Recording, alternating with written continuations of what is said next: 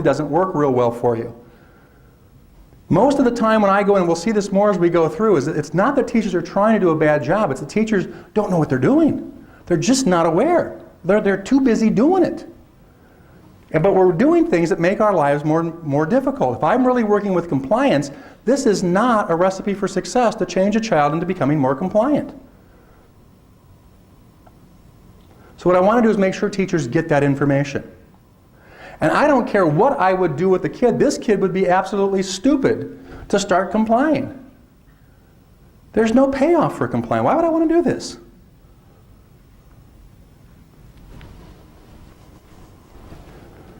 Same kind of thing, let's say academic participation. And I oftentimes look at this because, for me, one of the things that I find I oftentimes have to do with teachers is I have to help them restructure or kind of visualize what this kid is doing. Usually by the time you're called in, the teacher has tried everything they're comfortable trying. They've asked their friends for some input. Now the issue is the kid doesn't belong in my classroom. You're only a necessary step of getting his butt out of here. And what I want to do is to reframe the problem or reframe the kid if I possibly can. And oftentimes this data helps me. I look at things like academic participation. The child is given an opportunity to respond. All right, so maybe I ask a question like, what's 9 times 9? All right, does the kid volunteer? All right, if they volunteer, are they called upon? Whether they volunteer or not, do they call out?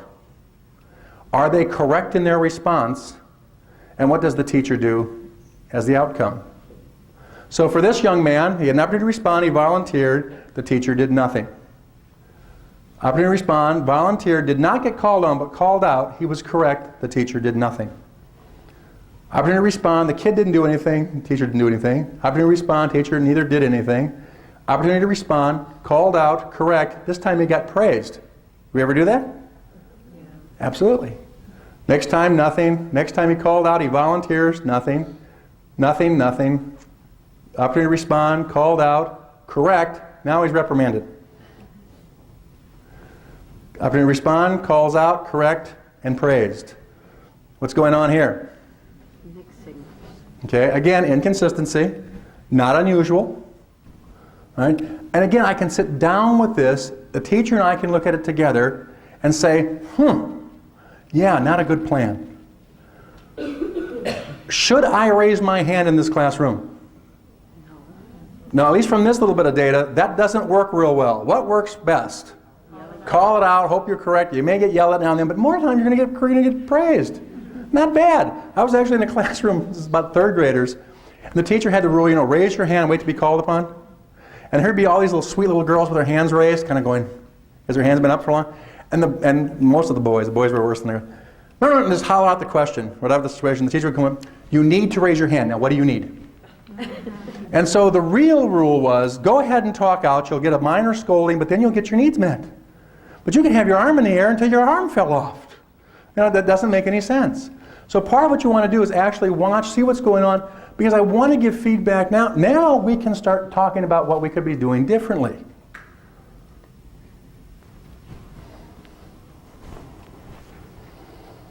Questions, comments, concerns? Yes? How are you able to determine, like, right at the time the problem is described, which type of chart you want to create? You may not. Oftentimes, in fact, we're going to switch. We're going to come out of this program for a minute. If I can get over here. And we're going to shrink this down. And now you have the actual form. Okay, this is the actual child or the BEAST. All right, it's a BEAST R, Behavior and Environmental Assessment of Students and Teachers. It was named one night way too late when we were writing grants. And it's part of that document that you have. You have it in your little booklet, in that little work booklet. Okay, oftentimes I will go in initially and just sit down and watch for a little while, and I begin to get a sense of what are the problems. Is compliance a problem for this kid? All right, is this kid really trying to get a seat on the bus but the teacher doesn't see it? What's going on? And then that tells me kind of what parts I want to look at. Now, if you look at the whole creature, what you've got is you've got kind of a general information Who's the target student, what's the school, grade, number of kids, what kind of classroom. Then you got some information about the kind of classroom. What's the approximate size? Is it crowded? Does it appear orderly? How many times have you been in a classroom that has got so much crap in it that you wonder, there's hardly room for kids? I was in a classroom the other day. It was a kid with really significant ADHD. They had him right next to the window, and there was construction going on outside, and a huge poster of a slave ship, which has different layers and people laying different ways. And I mean, this kid had more stuff around him. The last thing he needed to do was pay attention to this book. Right? There was plenty of stuff around to look at. Right? I was in a classroom once. It was an old band room, and so it was one of those tiered rooms. Now, why the teacher didn't have the desk at the bottom and the kids sitting? The teacher was on the side, so the class was like this. And I thought, that's really putting me off, just kind of, figuring out what's going on here. If he'd have come into my classroom, that was the gym locker. Right? The worst case I ever saw was a Chicago public school classroom. It was one of those old 3-story brick buildings that Chicago still has a few of. And you know how you oftentimes will come in one of the doors and you'll go downstairs and it'll be like a bathroom right at the bottom of the steps? They had taken the stalls out of one half of the girls' bathroom, plugged the holes, and put up those black double-door cabinets. The other half was still an active girls' bathroom. This half was an LD classroom. Now, what got it stopped was not that it's inappropriate to teach children with learning disabilities in a bathroom. It was that the parents of the little girls were upset because the boys could hear their daughters tinkle. That's what got it stopped. Okay? So, I mean, we do some really bizarre things in the name of education because of space and different kinds of things that go on. But if that's going on, that's probably significant to indicate somehow. So you kind of lay this kind of stuff down. Is there extraneous noise? Isolated, ventilation, lighting, what kind of equipment does this class have?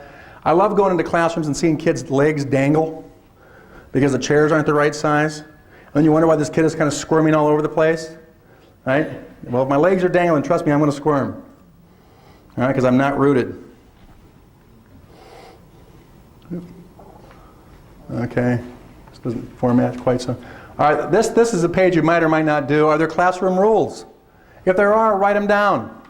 Are they followed? Usually what I'll look and say, okay, I've got a rule that says raise your hand and wait to be called upon to speak.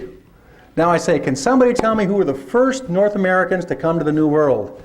And he hollers out, the Vikings. Acker Richard. All right? Now I'm looking for Christopher Columbus. Oh. All right? But he said the Vikings. You're right. The Vikings did come. They did predate. But there is evidence to suggest that they came. Now I just praised him for what? Breaking the rule. Okay? So I actually kind of keep track of it. Here's the rule. It's an infraction. Was it actually followed? Because quite frankly, rules are only rules if they're enforced. If they're not enforced, it's not a rule. It's kind of more of a suggestion. Okay?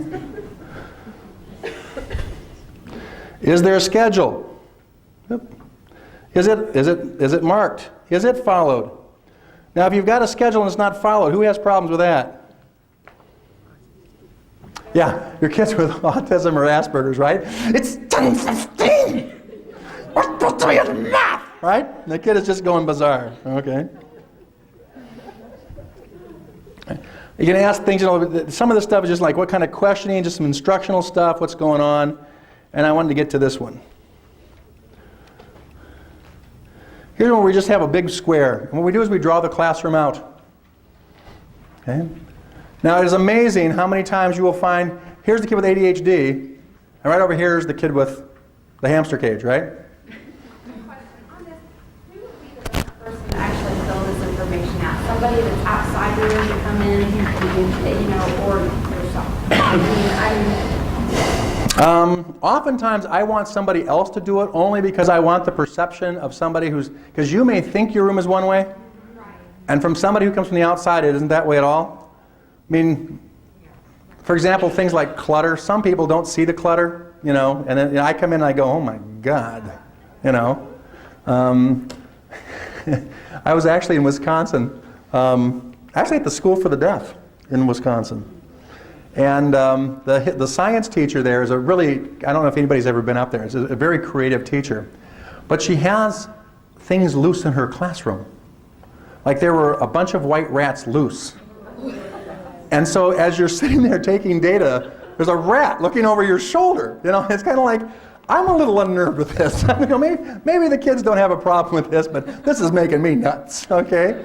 There also was a boa constrictor loose, but it would wrap itself around the pipe because it liked the heat. And then they were trying to get the kids to coax the snake out, and I'm just kind of like, there was some other kind of huge rodent. I forget, it was kind of cute, though. It would kind of come up and look at you like it was, but I'm kind of like, this is a little wild for me. That might be something I put down. Now again, if I was a kid who had problems attending, all this menagerie of animals running around might make it just a little bit tough to pay attention to the science lecture. But anyhow, we draw the class out, we figure out what's going on, and we'll look at this a little bit more carefully in a few minutes. But I have every student's desk, I draw out 5 boxes. And I look at things like, anytime they get an opportunity to respond, a verbal praise well, actually, let me hold on to that and we'll come back to it, all right? Let's go through some of these other things. Task engagement. Are they on task, aren't they? And it's basically just momentary time sampling. The other thing, are you on task? Yes, Melissa's on task. She gets a plus or a minus. She gets a sense of how much is she on task. Now, I might take data on the target student and another student that I just pick at random. Because sometimes our kids, the kids that you're looking at, aren't any more off task than anybody else. It might not be the number of times, it's how they're doing it. It's more qualitative than quantitative. This is that volunteers called on, called out that we talked about. This is the compliance one. Consequences of the target behaviors. We'll talk about that in a few minutes. See if there's anything else on here. Okay, I think that's it. All right, so now we'll bounce back out of this. Sorry about that, but I just wanted to, and we'll bounce to,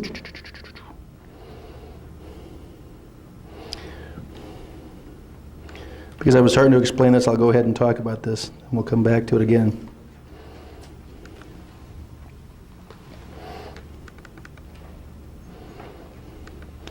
We talked about target behavior, all right? That last page of this thing. Let's say I've got a student who talks out. So Lori talks out. Every time Lori talks out, I put an X. Now again, I'm marking down what the teacher does. Whatever the teacher does the first time becomes 1. The teacher gave a verbal reprimand. This is on page, towards the end. Page 13? Is that right? Yes. Okay, page 13. We'll talk about it again in a few minutes. We'll at least look at it again. First time Lori talked out, teacher gave a verbal reprimand. Next time Lori talked out, teacher gave a verbal reprimand. Next time Lori talked out, the teacher ignored it. Ever happen? Absolutely. Lori talks out again, verbal reprimand. Now Lori goes, what's for lunch? I say, hamburgers and french fries. I answer her as though it's perfectly appropriate for her to talk out. Do we ever do that? Yeah, why do I do that? Because I'm trying to teach history, and if I don't, she's going to go, what's for lunch, what's for lunch, what's for lunch? So I go, hamburgers and french fries, and a little voice in the back of my head goes, now shut up. Right? Next time she talks out, reprimand. Reprimand, ignore, reprimand, positive, positive, reprimand, ignore. Again, what's going on here? Inconsistency. Something even worse than that. Anybody here ever been really thirsty? Yes. Want a Coke? Put a dollar in a Coke machine, push a button and no Coke comes out. Has that ever happened to you? Yes. Now isn't that frustrating? What do? You bang that machine a little bit, you're pushing buttons and nothing's coming out, but you're thirsty, you're hot, you're sweaty. It's the only Coke machine around. You ever put a second dollar in that Coke machine? Absolutely. Push a button, nothing comes out. Now what do? Now you're rocking that thing and you're looking for a phone number to get your $2 back, right? You're still hot, you're still sweaty. It's the only Coke machine around. Anybody ever put a third dollar in that Coke machine? That Coke machine is broken, right? Now I live in Elgin, home of one of the riverboats, right? Gambling riverboats. If you've ever come to Elgin, please stop by our riverboat, okay? Average person walks on that boat, leaves $60 behind. We pull over $1 million a month off that boat in taxes. We love that boat, okay? Now I've gone on that boat twice myself. I'll see people put a dollar in a machine, push a button, nothing comes out. You know what they do? They put another dollar in, they push a button, nothing comes out. You know what they do? They put another dollar in. Now why are they putting dollars in that machine? Every now and then a little something trickles out. This teacher is a slot machine. Every now and then a little something trickles out. What does that do to behavior when I intermittently reinforce it? It strengthens it. Is that what this teacher's trying to do, is strengthen behavior? No. Absolutely not. But I will bet you dollars to donuts. You go to any classroom, any teacher, any behavior. You take this kind of data, you will see that the teacher is intermittently reinforcing the very behavior they're trying to get rid of. Now, we need to start pointing this kind of thing out. Not to point fingers at teachers, to blame teachers, but because this teacher can work until the cows come home, and until that changes, that's not going to change the behavior. More importantly, we are starting to see lawyers for the parents requesting those private functional assessments. When they go in, trust me, they're going to look at this. Now, we want to move Melissa into an ED classroom. You've taken your FBA stuff. You think that, yes, this will be, there's all kinds of issues going on. The parent asks for an independent FBA. I come in and I see this is what's going on. What am I going to tell you? You aren't moving this kid. This kid is responding just exactly how you would expect them to respond given this kind of schedule of reinforcement. You fix your teacher, then we'll see what the kid's doing. And not only that, by increasing and strengthening this problem behavior, you have actually made my child worse. I'd like a compensatory year of education. And we are getting here lawyers who are starting to play that out in the hearing, in the due process hearings. And it's a very powerful argument. You'd be hard-pressed to not say that this is not somehow making this kid more of a behavior problem. It's so common, though, so we better get on it ourselves because somebody's going to get on it. Okay? Yeah? Question. Sorry. No, that's good. As a teacher, I would just like to say, in defense, is that obviously, say you have like 5 ones across the board. The first, you're verbally reprimanding the student. Obviously, that's not working. He still did it 5 times. So, Okay. What are you expecting behavior to do? You don't want the talk outs. I'm Okay. assuming that's what Okay. your target behavior. So, okay, so your verbal reprimand is not working. So then the teacher is going to try something else, which would be planned ignoring. Okay. So I know it looks inconsistent, but the teacher's going to try to find something that works. And again, I'm not trying to blame the teacher. Quite frankly, again, I do this too. Everybody who's ever been in front of a classroom does this. Okay? Part of the issue is that I don't even remember what the hell I did last time you talked out. Because you're one of 25 kids. I don't remember what I did to you last. I want you to stop talking out. Now the problem is, even if I was doing it planfully, do I think you're going to change your behavior because I've given you a response 5 times? Is that realistic? Let's say you're a 6th grader. How long have you been engaged in this behavior? Years. If I respond 5 times in an appropriate way, should that get you to give that behavior up and try something different? No, that would be completely unrealistic. You might have to do that particular response, if it was the appropriate response, for 2 months, and then you might see a change. So changing within one observation is going to be very hard to defend from the standpoint that I did this in a planful way. If you're going to defend that you're using any kind of meaningful behavior change process. So while that may be true in the teacher's mind, well, that's not working, shit, let's try this. It's probably more of a fantasy on the teacher's part that somehow this is going to be, it's kind of like when we send the kid to the principal, you're supposed to have magic. We'll never see this problem again. It's like, that's not going to happen. So you're right, the teacher may be thinking that, but it's magical thinking on their part. Okay? But you can't defend it. Now the problem is, we're not trying to defend it. But the teacher can work until the cows come home. If that's what they're doing, they're strengthening the behavior. It's less likely to go away. That's not what we want to be doing. So what do you want to be doing? Well, it kind of depends on what the kid's doing. Now, if the kid is looking for attention, then I might not want to give him attention in that way. Okay? So that again becomes that function issue. What do we think the function is? And my response should somehow play out to that function. So then if he is planning, or he or she is trying to get your attention, then you should see all 2s across the board? Well, or I might have some other response that doesn't provide a lot of attention. We'll look at one in a few minutes that might be a situation that I might put into place if it was an attention thing. Because if I was going to do something like this and then bring it up to the teacher, I would want to be able to have something else then to tell the teacher to try to do. And part of the issue, oftentimes this may begin just to say, look, at what we're doing right now is perfectly human. And again, like I say, every one of us is going to be doing this. The problem is that this is teachers not being particularly strategic right now. We want teachers to have a strategic use of themselves. Are you doing things in a planful way? Now the next thing is, what should I plan? Now that's where it goes back to the function. And oftentimes that's where you get teachers to want to say, okay, now I understand why we're looking at this function. Because if a kid is doing it for attention, I got to do something different than if he's doing it for escape. Okay? And then they want to know what that function is, and then you can begin to give this kind of situation. Yes? Can I ask how this information is, like, it says student clocked out and it's just X's across the board, so how was that data taken out? What? You'd have a definition of what a talk out is, okay? So let's say that I've got my operational definition for a talk out. So this would be. Anytime you did it, then I would put an X. And then what the teacher did. And then what the teacher did. To that. Right. So like in this case with the talk outs, you were talking about putting other things down, so one of the other things could be maybe praises another student, and then you would see how the student responds. Could, yeah, I mean, whatever the teacher does becomes the number. So let's say that the next time the teacher goes, I like the way Mary is paying attention. But then how would you be able to chart that in there, because you're not looking at then how the student's improving, it's just whenever they talk out, but maybe the student the next time didn't talk out because they saw, that the Over time, what would you see if a teacher was doing that consistently? What should you see? less talk out. Yeah, so you're not going to ever see that in a one data collection process. It's going to be over time. Okay? But I might put a 4 here, and 4 was praised another student for doing their correct behavior. 5, swore at the kid. Whatever the teacher does generates the numbers. It's not like those are preset. Okay? I have a question. Mm-hmm. You mentioned about attention, get the student who drive for attention, but we try like verbally, not let them know that they're doing wrong. That's additional attention. That's attention. So, and we can't ignore that either. Right. So, We're gonna see that in a minute. Hang on to that thought, okay? Good thought. Same things over here. One of the other ways we take data, and we're kind of bouncing around. I'm sorry about that, but this kind of fit into what we were talking about. Is again, we'll draw the classroom out. So here's my classroom. Each one of these little boxes is a desk.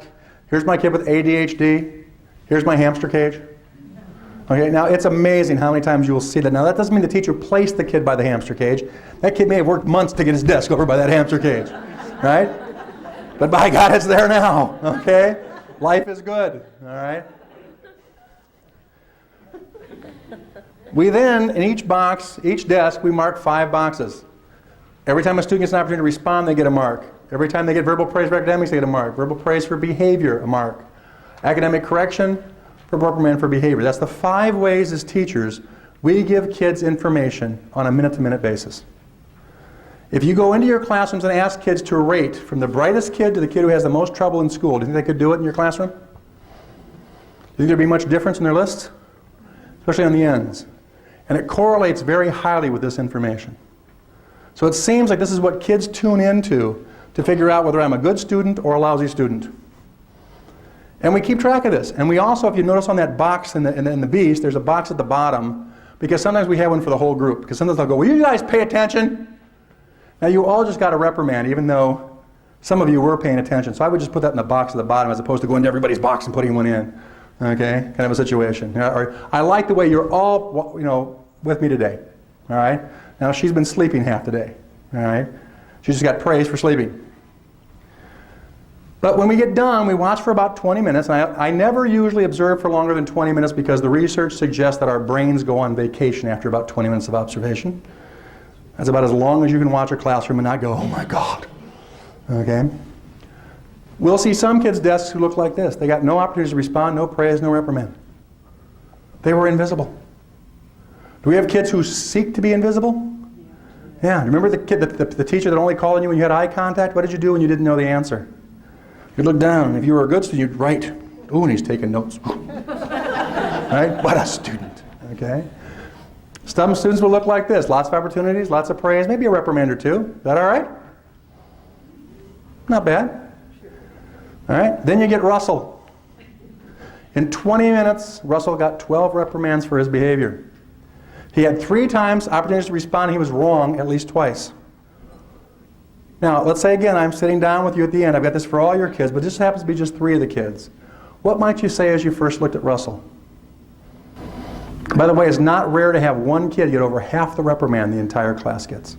Why aren't you praising him, pray? Okay. All right, now you're the teacher. What would you say that? Would you, as you're looking at your data, what might you say? What do you think? Should be able to find something good that he's Okay. doing. Yeah, first of all, it doesn't take a rocket science to look at that and go, shit, I didn't praise him for anything good. Damn, not good, not good, okay? And we're our own worst enemies oftentimes. We're much harsher on ourselves than other people can be. So that's more, another reason I like to share information. Usually my job then becomes just the opposite. Instead of trying to convince you, it's like, this is typical for most teachers. This is not unusual, okay? You're right, it's not a good situation, we need to change, but don't get down on yourself. This is okay, we can work with this, all right? I realize I didn't give any praise. Now, one thing I might say is, see, he is a jerk. In 20 minutes, I had to reprimand him 12 times. That's more than once every 2 minutes. Okay? What else might you think as you look at that? Maybe you're too strict on it. Huh? He didn't get a lot of response on it. Okay, didn't give him the opportunity to respond. And when he did, he was wrong most of the time. So one is there's not a very good match of what I'm asking him to do and what he can do. Okay? What's he getting? A lot of attention. I see something like that, I'm going to say, boy, attention seems to be pretty important. And it doesn't matter to this kid what kind. And what is he getting attention for? Misbehaving. Okay? What do we want him to get attention for? All right, what might the teacher say? He doesn't do anything correct. Right? I'd love to praise him if I could only find him doing something right. Okay? And this is where you can talk about the fact that you don't have to wait for him to do something right. I can set him up. Can I ask you a question I know you have the answer to? Absolutely. I can build that up. I don't have to wait for it. That's why I have the keys. Right? That's why I'm the teacher. Is this reprimand working? On the 13th time, is he going to go, oh, now I get it. I don't know how I missed it. You don't like it when I do this, do you? I am so sorry. I just didn't see that before, but now I do. All right, no problem. It's not working. It's not working the 12th time, 13th, 96th, 118th. It's not working. Is the teacher working? If I am stopping my lesson once every 2 minutes, I am putting a hell of a lot of energy into an intervention that has no hope of being useful. Now, part of what this can do when you start taking data like this is that you can start helping teachers realize, don't waste your time doing this stuff. You're working your butt off. My experience is that it's not from lack of effort. It's for lack of being able to stand back and see what we're doing. And oftentimes you'll just see teachers almost give an audible sigh when you say, I can see that you're putting a lot of work into this. It's like, oh, finally somebody recognizes this, okay? But it's not an effective intervention. It's not working for Randy here, or for Russell. What do we have to do? Now the other thing is that when you've got this, the answer is much clearer. What do I have to do? I've got to move this stuff down here, right? I know I have to ask him. Now, is that going to make this stuff magically go away? No. Okay. What do I got to do here? I've got to match closer to where this kid's able to do, so he's got better, higher opportunities to respond and be correct.